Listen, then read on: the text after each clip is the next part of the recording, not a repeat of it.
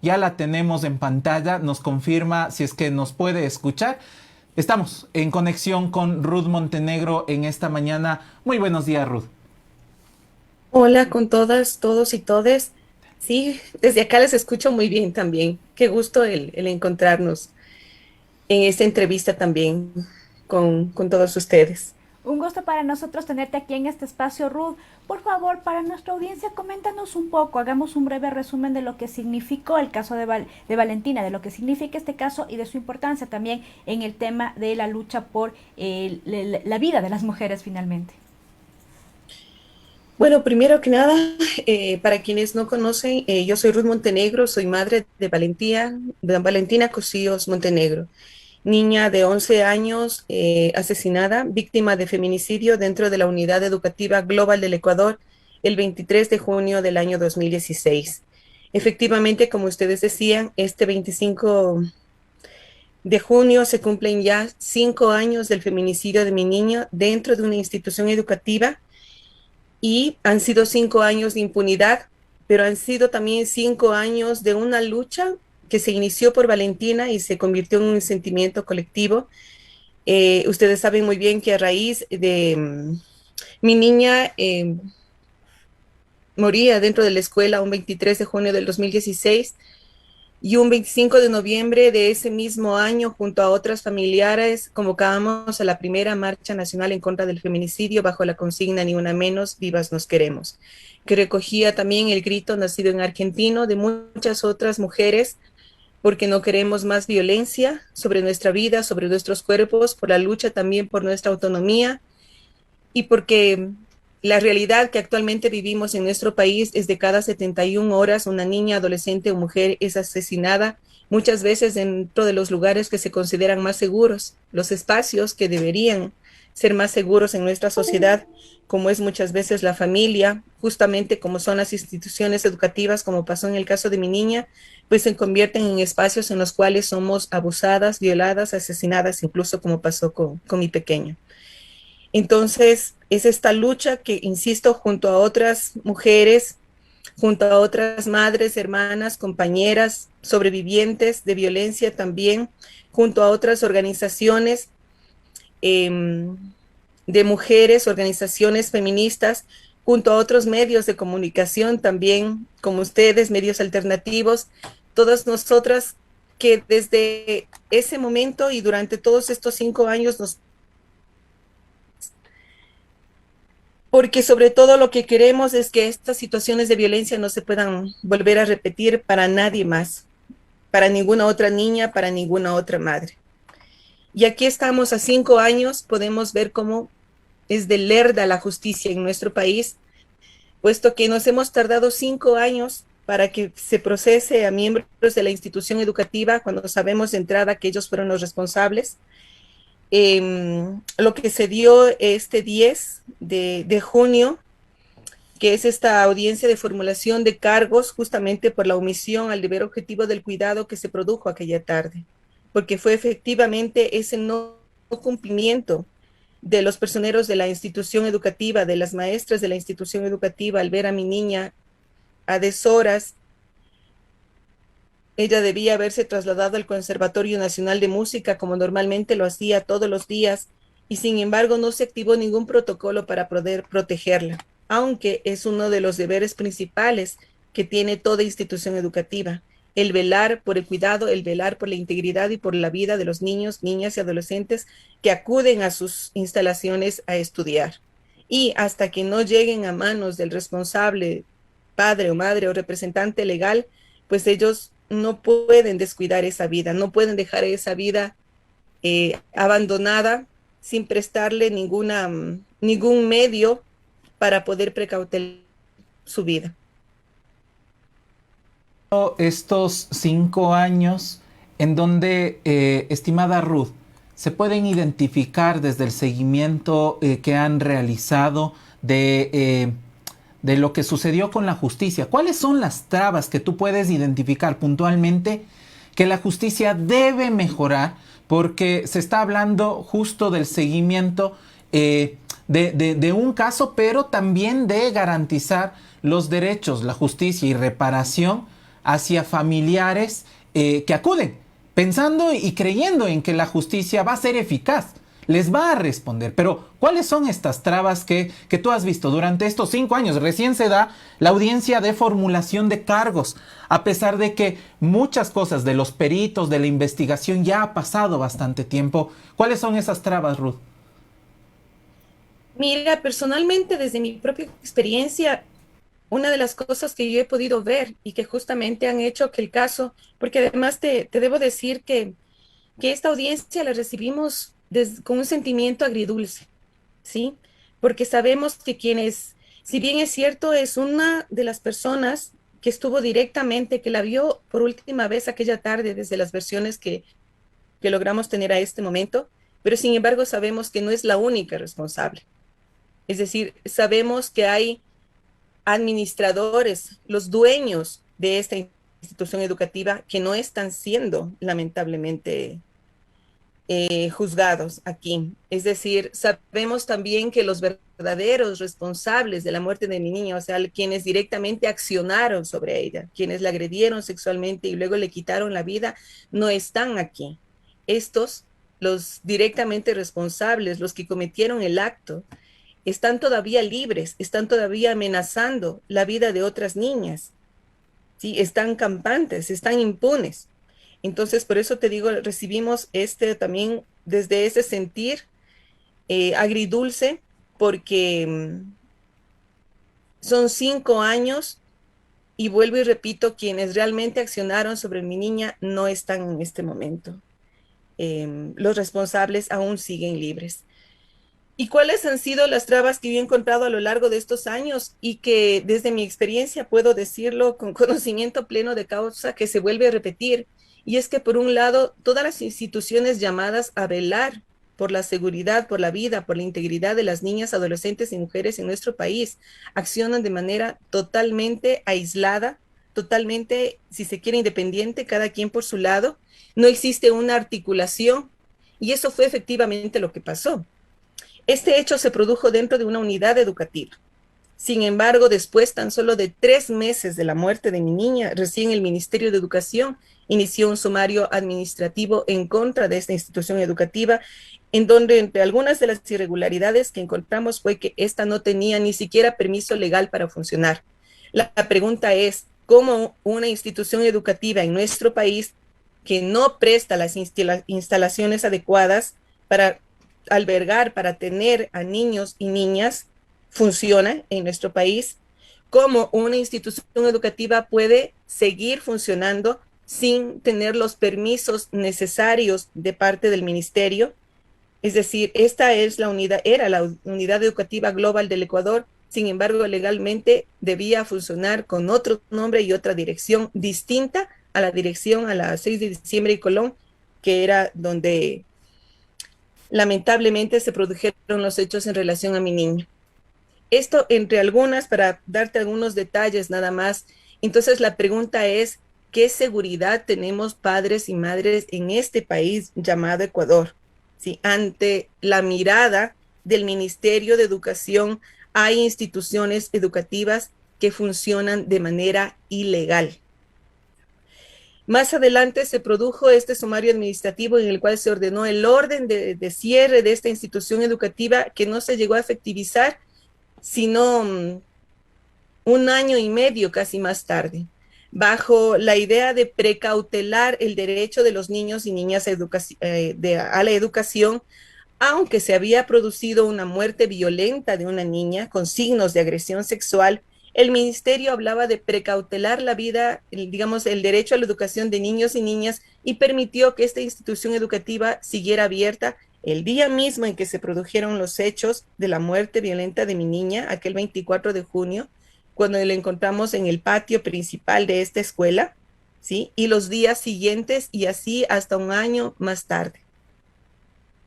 ¿Cómo podemos hablar de precautelar el derecho a la educación cuando hay por sobre ese derecho un derecho fundamental que es el derecho a la vida, que en el caso de mi niña había sido violado? Son contradicciones y que se producen. Y lamentablemente, desde Fiscalía, desde los policías, desde quienes directamente llegan a la escena misma de los hechos, que son, si se quiere, en las manos de quienes está principalmente la posibilidad de poder recoger las mayores evidencias de prueba, justamente para poder llevar a cabo la investigación para encontrar a los responsables de las muertes y de las situaciones de violencia de nuestras hijas. Estas personas, lamentablemente, policía, fiscalía, el primer fiscal que debió haberse dado el trabajo de llegar a la escena misma del crimen para poder, porque no se trataba, estamos tan acostumbrados a ver la muerte de nuestras mujeres como algo normal y natural, pero ni siquiera al tratarse de una pequeña niña dentro de una institución educativa se dio la debida diligencia para poder atender este hecho. Cuando llegaron los de policía judicial, simplemente se corrió el rumor dentro de esta institución educativa que se había tratado de un accidente al haberla encontrada en el patio de entrada y bajo la barra de juegos. Entonces se hizo correr el rumor de que se ve que la niña se había accidentado.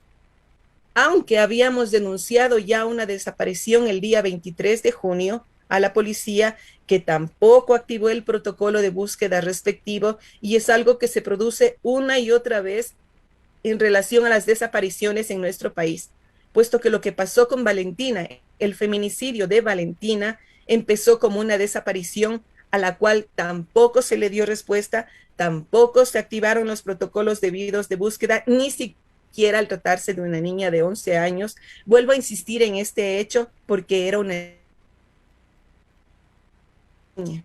Aún en el caso de ella se llegó a decir que seguramente ella debió haberse ido de casa, seguramente eso hacen los niños, las niñas, es decir, y más adelante incluso se llega a hablar de una posibilidad de suicidio en relación a mi niña, otro hecho que también fue así sutilmente dejado correr dentro de esta institución educativa.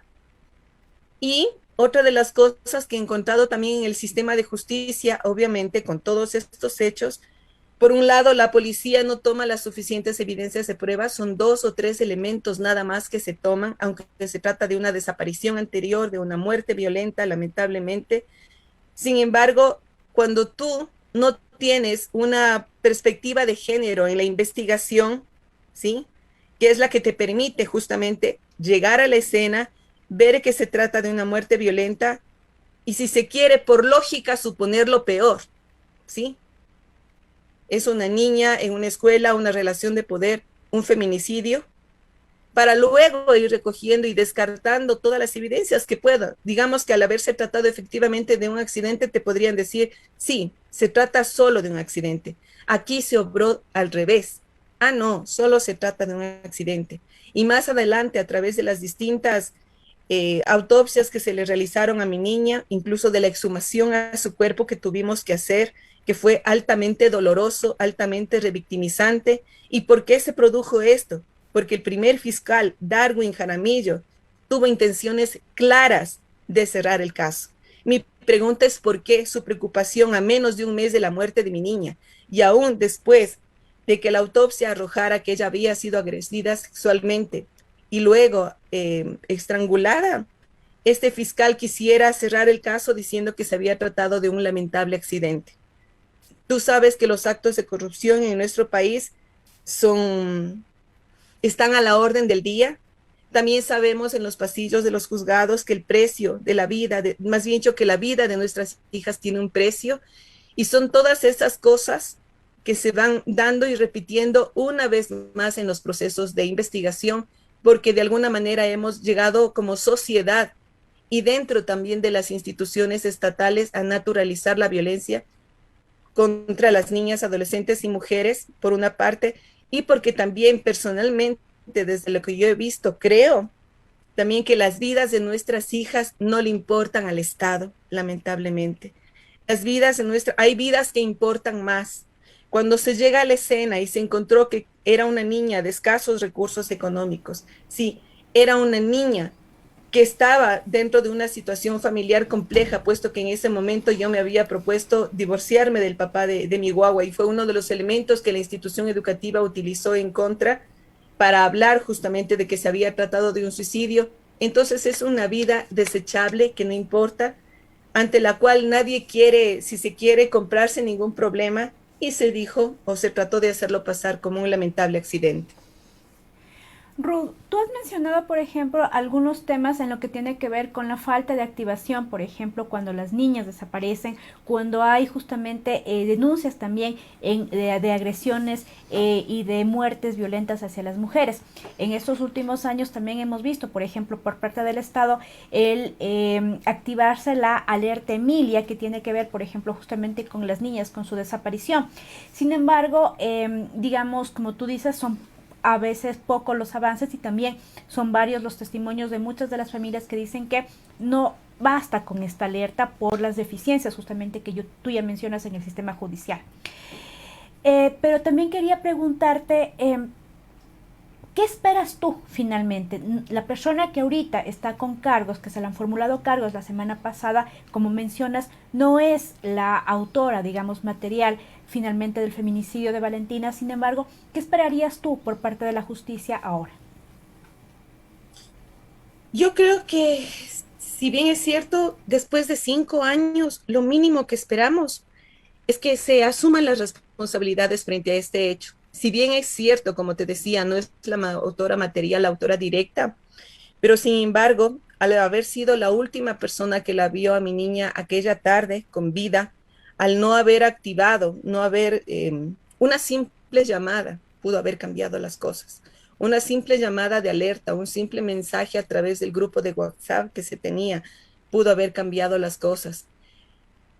El hecho de que ella pudiese haber salido de la institución educativa, pero al mismo tiempo haber informado a alguien más, haber dejado a mi niña bajo el cuidado de alguien más, para que ella pudiera estar segura, para que ella pudiera llegar viva a las manos de su familia. Algo básico, algo elemental, algo que cada una de nosotras, yo lo entiendo, incluso al tratarse de una niña que no conociéramos y la viéramos en una situación de indefensión, obraríamos, actuaríamos, porque sabemos el riesgo que hay en esta sociedad para una niña pequeña, totalmente sola en la escuela. Sin embargo, eso no se dio. Insisto, fue un sentimiento total, por un lado, de irresponsabilidad, como bien lo dice la ley, de omisión al deber objetivo del cuidado, a la no activación de protocolos para proteger y precautelar la vida de nuestras niñas y adolescentes dentro de las instituciones educativas. Son todos estos hechos los que, si se quiere, juegan en contra, ¿ya?, y la ponen a mi niña en una mayor situación de vulnerabilidad que lamentablemente termina con su vida. Entonces, por una parte, sí, que quienes tienen responsabilidad realmente asuman la responsabilidad del acto que cometieron, pero sobre todo como madre de Valentina, vuelvo a insistir, esta unidad educativa global del Ecuador sigue funcionando con otro nombre, ¿sí?, en el sector del Valle de los Chillos como la unidad educativa Atlantis del Valle. Son los mismos personeros de la unidad educativa global del Ecuador, básicamente es el mismo personal docente, y sabemos que hay un feminicida, sabemos que hay un agresor ahí adentro que todavía sigue libre. Es decir, los niños y niñas que están dentro de esa institución educativa corren el mismo riesgo de mi niña y de que le suceda lo que les sucedió aquella tarde. Uh-huh. Pero sobre todo, como madre de Valentina también, porque les decía inicialmente que la búsqueda de justicia por Valentina inició con Valentina, pero se convirtió en un grito generalizado de la sociedad entera, de miles de mujeres, de miles de niñas, de miles de adolescentes que piden no más violencia sobre nuestras vidas, sobre nuestros cuerpos, no más feminicidios, ¿sí? Entonces, justamente es lo que yo y todas las familiares y todas quienes hemos vivido directamente esta forma de violencia pedimos: no más repetición, que realmente haya una voluntad real, un compromiso real desde el Estado para poder prevenir estos hechos de violencia en todas las instancias de la vida de las mujeres. Y justo, estimada Ruth, sobre esta última parte, ya para finalizar, estos 5 años han sido de permanente movilización. De hecho, te hemos visto junto a cientos de mujeres en las calles, en las marchas, en conversatorios, en foros, con música, porque también ha sido parte de una movilización de avanzar hacia la exigencia de derechos y la conciencia, pero desde momentos de juntarse, ¿no? De hecho, estamos recibiendo varios mensajes que te envían abrazos de mujeres de todo el país. Y quisiéramos cerrar con esto. Se han movilizado las mujeres para exigir que se respete sus vidas.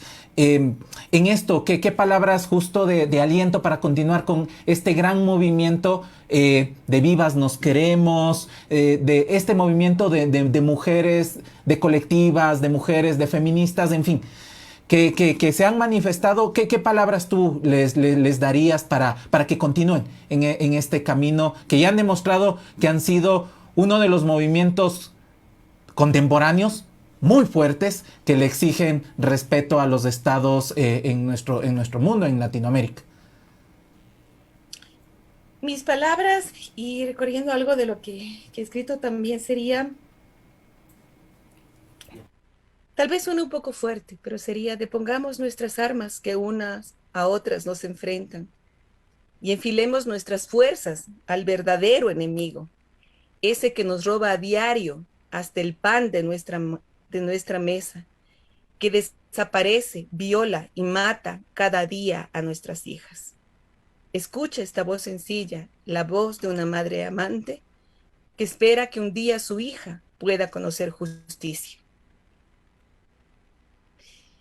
Yo creo que al tratarse justamente de una violencia estructural, ¿sí? De una violencia no solamente, no es un hecho, el hecho de Valentina no es un hecho solamente de Valentina, solamente de una, dos o tres familias, son cientos de familias, son miles de desaparecidas, son millones en el mundo, ¿sí?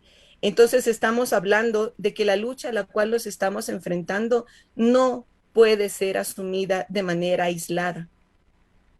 Nos quisieron como islas y yo lucho por un sueño, que seamos un continente a levantarse por la vida. Ese es mi sueño como madre de Valentina, ¿sí? Nos han querido siempre aisladas, siempre cada quien en su metro cuadrado, reducido cada quien a su propio espacio. Pero ellos, el poder al cual nosotras nos enfrentamos, está bien organizado, está bien fortalecido, está bien constituido. Por lo tanto, nuestro accionar debe ser de manera conjunta, de manera movilizada, de manera organizada. Desde quienes pueden y desde lo que podemos hacer para ampliar el marco de derechos, que es fundamental también. Pero una vez que se logra este marco de derechos, por ejemplo, esta victoria que tuvimos en relación a la ley que se está construyendo ahorita, en relación al aborto por violación, que es una histórica que se tiene con las niñas, adolescentes, con las mujeres de este país que han sido víctimas de violencia sexual, sí, es una lucha. Y lo pongo como un ejemplo. Pero esa ampliación en el marco de derechos tiene que estar sustentada también con la lucha en las calles, con la movilización y la organización, ¿sí? Pero también con la articulación de los distintos procesos que estamos en esta lucha por la dignidad humana, por los derechos de las niñas, adolescentes y las mujeres, que es también por el derecho de la sociedad entera a una vida libre de violencias. Porque este hecho marca directamente la vida de nosotras, pero también ha producido la deshumanización de las personas, de los seres humanos, ¿sí? Ese sentimiento de indiferencia, de no querer mirar lo que está pasando, la realidad que está pasando, es lo que hace que los actos de impunidad se vuelvan a repetir una y otra vez. Y esto lo enfrentamos, insisto, de manera conjunta, articulada y organizada, porque nos estamos enfrentando a un hecho estructural, el capitalismo, el patriarcado, el neocolonialismo. Entonces, somos con a mí se me ocurre como un atado, como un tronco, que sumado a otro, sumado a otro, sumado a otro, se vuelve cada vez más fuerte y más difícil de romper. ¿Sí? Una gotita de lluvia que junto a otra se torna en aguacero. Eso es lo que debemos hacer para poder, por un lado, resistir, ¿sí? Porque estamos también en un estado de resistencia, lamentablemente, frente a las distintas formas de violencia que estamos viviendo dentro de la sociedad en la que vivimos, ¿sí? Pero también, aparte de resistir, también vamos avanzando poco a poco, paso a paso, pinito a pinito, camino a camino, pero estamos en ese proceso y en medio de eso estamos construyendo una nueva historia para nuestras propias vidas, ¿sí? Pero también para la vida de toda la sociedad, de toda la humanidad además. Ruth, muchísimas gracias por esta entrevista, siempre admirar tu fortaleza y también el símbolo que finalmente tu lucha convirtió, la figura de Valentina, como dices tú, para resguardar la vida de las mujeres. Agradecerte como siempre tu presencia aquí en Wambra. Gracias a ustedes también. Para mí la mayor alegría, y como lo he dicho en otras ocasiones, es, si bien es cierto, desde la justicia formal, son 5 años y ustedes ven cómo está todavía este proceso, pero sobre todo la mayor justicia que yo encontré es el encuentro con muchas mujeres, con muchos y muchas de ustedes, ¿sí? El poder seguir creyendo, el poder seguir soñando, es que a pesar de los pesares y de la vida cuesta arriba, no hemos dejado que la desesperanza nos gane, y sobre todo que esta búsqueda de justicia ha permitido mantener la memoria viva de nuestras hijas, la memoria viva de nuestras hermanas. Es a través de cada uno de ustedes que tampoco desmayan en el intento por la construcción de una vida digna para todos y para todas, es que mi Valentina sigue estando presente, sigue estando latente en ese fuego, en esa bronca, en esa garra y en esas ganas por no dejarnos vencer, por seguir creyendo, por seguir resistiendo y por seguir también construyendo cotidianamente, porque es una labor cotidiana de todos los vidas que cruza directamente nuestro actuar, ¿sí? El lograr esa coherencia también en nuestras vidas, el lograr esa articulación entre lo que decimos, entre lo que pensamos y entre lo que hacemos, entre nuestro actuar, ¿sí? Pero también ese hecho cotidiano de cada uno de nosotros también irradia hacia el resto de mujeres, hacia el resto de hombres, a la sociedad entera. Gracias por eso también, gracias porque ustedes han estado presentes a lo largo de estos años en este caminar y en esta búsqueda de justicia.